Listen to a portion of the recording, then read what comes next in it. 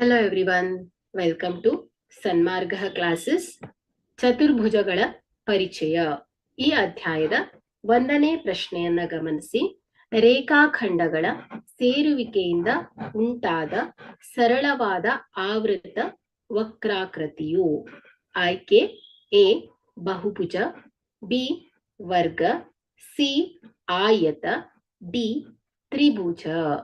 So ಮೊದಲನೇದಾಗಿ ಇಲ್ಲಿ ರೇಖಾಖಂಡಗಳ ಸೇರುವಿಕೆಯಿಂದ ಉಂಟಾದ ಸರಳವಾದ ಆವೃತ ವಕ್ರಾಕೃತಿಯನ್ನ ನಾವು ಏನಂತ ಹೇಳ್ತೇವೆ?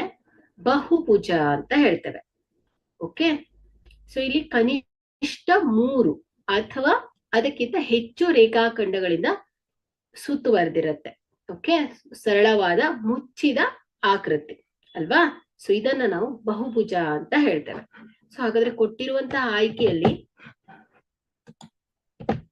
ಎ ಬಹುಭುಜ ಸರಿಯಾಗಿದೆ. ಹಾಗಾದ್ರೆ ಉಳಿದಂತಹ ಆಯ್ಕೆ ಯಾಕೆ ಸರಿ ಇಲ್ಲ?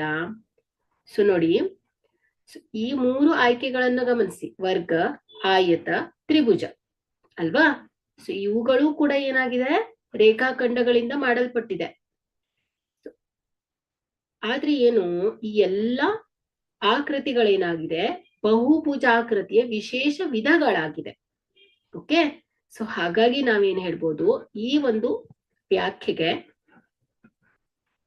ಏನ್ ಹೇಳ್ಬೋದು? ಬಹುಭುಜ ಅಂತ ಹೇಳ್ತೇವೆ ಮಕ್ಕಳು. ಓಕೆ, ಸೊ ಇವು ಉಳಿದಿರುವಂತದ್ದೆಲ್ಲ ಏನ್ ಹೇಳಿ, ಇವುಗಳ ಬಹುಭುಜಾಕೃತಿಯ ವಿಧಗಳು ಅಂಡರ್ ಅಲ್ಲಿ ಬರುತ್ತೆ. ಓಕೆ, ಸೊ ಎ ಏನು ಸರಿಯಾದ ಆಯ್ಕೆ. Thank you.